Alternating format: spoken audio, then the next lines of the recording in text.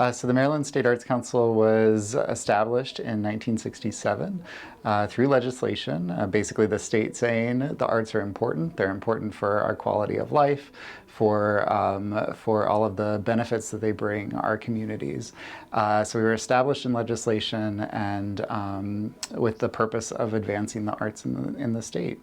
So right now we are situated within the Department of Commerce. We're a standalone agency. We're funded every year by the legislature in the governor's budget, and we distribute grant dollars to artists and arts organizations throughout the state. We are so fortunate in Maryland to, one, have robust funding for the arts. So this year we are fortunate to have about $33 million going towards the arts in Maryland. And part of that support, we at the Maryland State Arts Council work with 24 county arts agencies. Now that's an anomaly for a state, especially the size of Maryland, that we have such strong partners in every county and jurisdiction in the state. So every county in Baltimore City has its own county arts agency. And on the lower eastern shore, there's one in Worcester County, Wacomico County, Somerset County, Dorchester, and Talbot County. So we have great representation and those strong partners who really work with the State Arts Council to make sure that there's funding and there's arts programming on the local level. We actually have 15 grant programs at the Maryland State Arts Council, so we have a little bit of funding for everyone. I would break those up into some general categories. General operating support for arts organizations and arts programs, that's our largest, the largest amount of our grant dollars go towards general operating support. And that's basically money for arts organizations to keep the lights on, to do their programming. We don't put a lot of restrictions on those funds so that the organization can use those to deliver their arts programming as best they know how. We don't want to interfere with that, but we do want to support those organizations. We support around 350 arts organizations and arts programs throughout the state. So that's the biggest sort of chunk of our funding. We also provide project support, and that project support can go to organizations or to artists. So artists can apply directly to us for project support. And those types of projects can be anything from community-based projects, festivals, public art projects, so murals, sculptures, that sort of thing. We also fund teaching artists to go into schools and community settings for specific arts educational activities. We fund traditional arts, so we fund teaching artists, so somebody who has mastered a tradition to pair with a learner artist to pass on that tradition. So we have a little bit of funding for everyone. One of the things that I do want to point out is that we also provide professional development funding. So that artists can apply for funds to go to a conference or go to a workshop or anything that will further their artistic practice or their sort of entrepreneurial practice to make their art practice what they live on. Creativity straddles that general operating support and project support. Both of it supports both sides. So the creativity grant will support small organizations. So organizations under $50,000 operating budget annually can apply for general operating funds from the creativity grant. So a small sort of volunteer-led organization or with one paid employee, that sort of organization can apply directly to us for, again, money to keep the lights on, to do programming, all of those sorts of things. On the other side, creativity grants can fund projects. And we're looking for projects that are really serving an intended community. So really thinking about community, developing arts programming that relates to that community and furthers art and how it benefits communities. We're looking for projects and funding those up to $4,000. For our purposes, there's not really a difference. We cast a broad net for arts organizations, and we define arts organizations broadly. We kind of take them on a case-by-case basis, so our staff is well versed in sort of the eligibility and what will do well in applications for funding and what won't. So they're available to talk with somebody about a particular organization. But we fund galleries and museums. We fund community organizations. We fund arts programs at non-arts organizations, so at history museums or community organizations that just have a smaller arts program. We can fund those programs as well. We've worked over the past 4 or 5 years to revise all of our programs so that they're more accessible, they're easier to access in terms of, and we've lowered the barriers. So there aren't a lot of extra steps that you have to go through. We think that our applications are pretty easy to manage. So we've done that work. And right now we're promoting these programs across the state and really focusing on the areas of the state that we don't see many applications from, including the Lower Eastern Shore. We do things like webinars, so anybody can join us for our webinars, and we post recordings of those on our website, so those are available to anybody to access. And those really go through the nuts and bolts of our programs and how to apply and what applications will do well. We also come out on a regular basis throughout the state in what we call regional office hours. So we bring our staff to a place, usually in coordination with the county arts agency, to show up for a day and just speak with constituents and talk with them about their ideas, their programs, how they might access our funding or fit with our funding, and also talk about what their needs are so that we can take that information back, and if there's an opportunity to tweak a program or revise a program that we can do that knowing what the needs are in the different areas that we're trying to serve. We plan to do 10 a year, 10 regional office hours a year. So we'll be back on the Lower Eastern Shore within the next 6 months or so, either Somerset County or Wicomico County or in Talbot County. But we will be here, so keep an eye on our website. You can sign up for our newsletter at msac.org. And you'll get all of the news and the information about when we'll be back. And we also have an Eventbrite page, and that's where we post all of our events. So keep an eye out there is what I would say about future regional office hours. We have an amazing staff, and it's such an honor to work with these folks who are really experts in what they do and also dedicated to customer service and to making sure that that our programs remain relevant and they remain accessible to folks. So and that's some of the feedback that we get from those regional office hours is just having the opportunity to connect in person is just such a meaningful thing for our constituents. So we're happy to do that. We are a 19-member staff. We work primarily remotely at the moment, so we are accessible during working hours for virtual meetings and things like that. We put our constituents first, and we really try to provide a high level of service. And again, as I said, we are also self-reflective, that we want feedback from our constituents about what's working for them, what's not working for them, so that we can go back and tweak our programs, refine our programs, so that we're making sure that the public dollars that we have been charged to get out and get to work in the community, that those are being spent as effectively as possible. The county arts agencies function very differently in the different jurisdictions, and that's by design. When that program was established, probably back in the 60s or 70s, there was really a goal of having that local arts council in every jurisdiction, but also giving those local arts councils some autonomy and ability to serve their jurisdiction in the best way, or the most effective way possible. So that service from a local arts agency will look different in Montgomery County than it will in Wicomico County.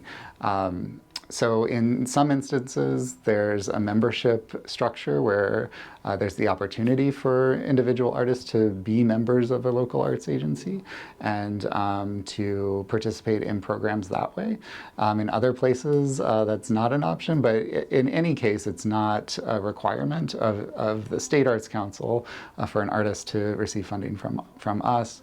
And it shouldn't be a requirement on the local level either. There are some benefits that are available to those people who are members, but their programming and the funding that the local arts councils use for their programming from the state, those are for public programs, so programs that are open to all. So we've made a big shift over the past several years. For a long time, the Maryland State Arts Council was focused on serving arts organizations, and we did it very well. But we made an intentional decision a few years ago to really invest in independent artists and make sure that we were supporting them so that they are able to live and make a living doing art in Maryland. We value the contributions of independent artists, and we understand how valuable they are to our community and to the ways that our communities work. So we have expanded funding opportunities. Most notably, last year we were able to pilot a very sort of groundbreaking program that we call Grants for Artists.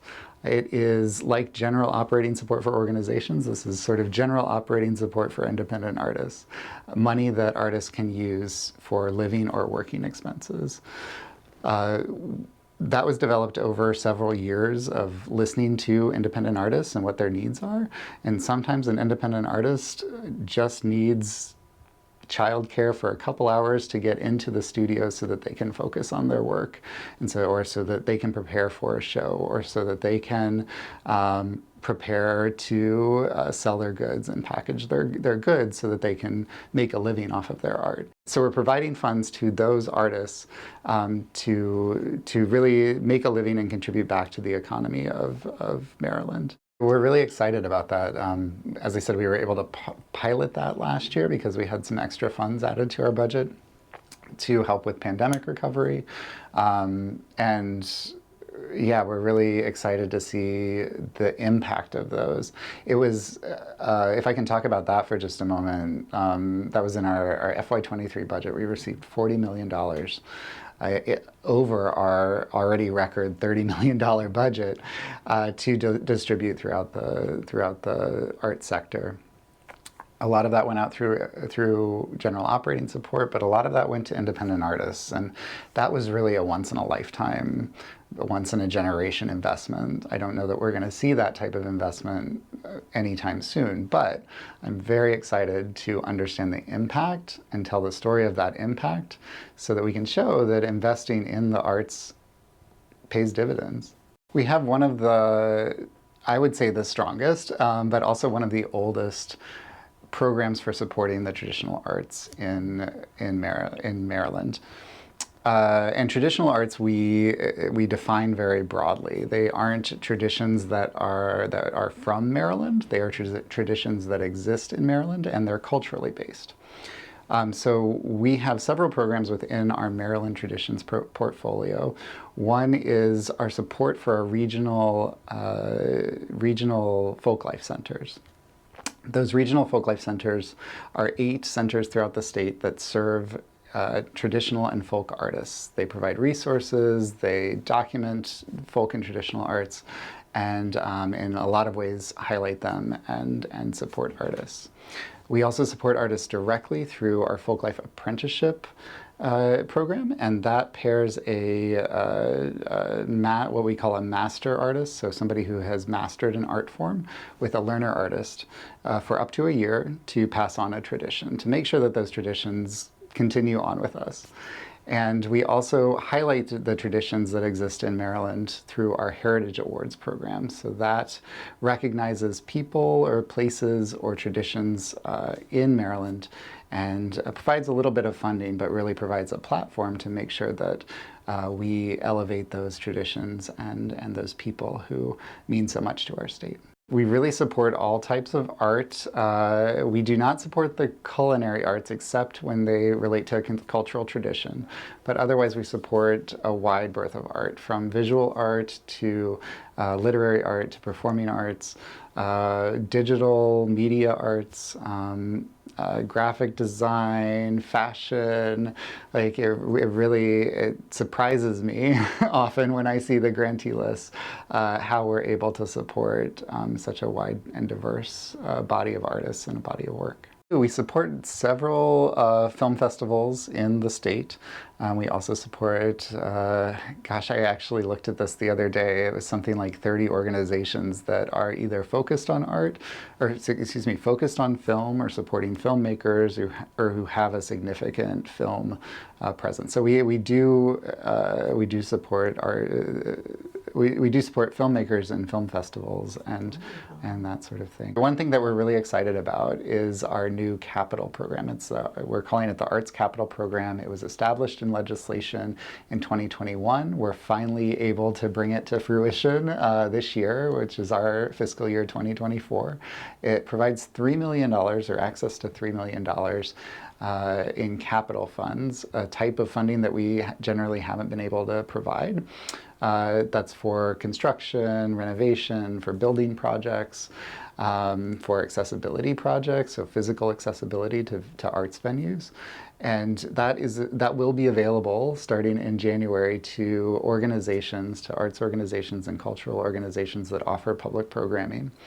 Grants to enhance their facilities for those organizations with operating budgets under $3 million. So it's providing access to state capital funds for small and mid-sized organizations that doesn't require them to hire a lobbyist or go through their legislator. This is an open, accessible, transparent process for accessing state capital funds. We support organizations that focus on media production, on different types of media arts. Examples include Wide Angle Youth Media, that has a program to support youth working in media and learning the craft. We fund media. We fund artists who are working in things like digital media or new media. Again, an expansive definition of what the arts are. We also fund some organizations that work in video production and, again, filmmaking and that sort of thing. Thanks for hosting this program and for all of the work that you've done on the Eastern Shore.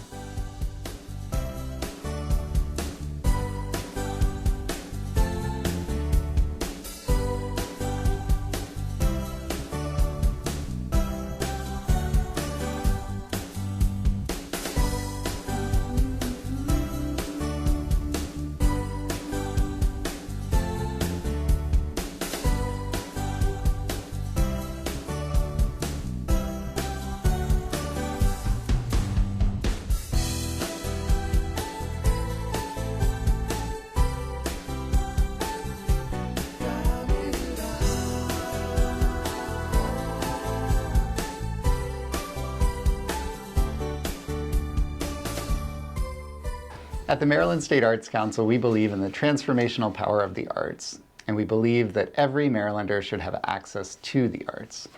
We have over 15 grant programs with lots of opportunities for artists and arts organizations to receive funding directly from the state. You can visit msac.org for more information and for contact information for our incredible staff who can answer all of your questions.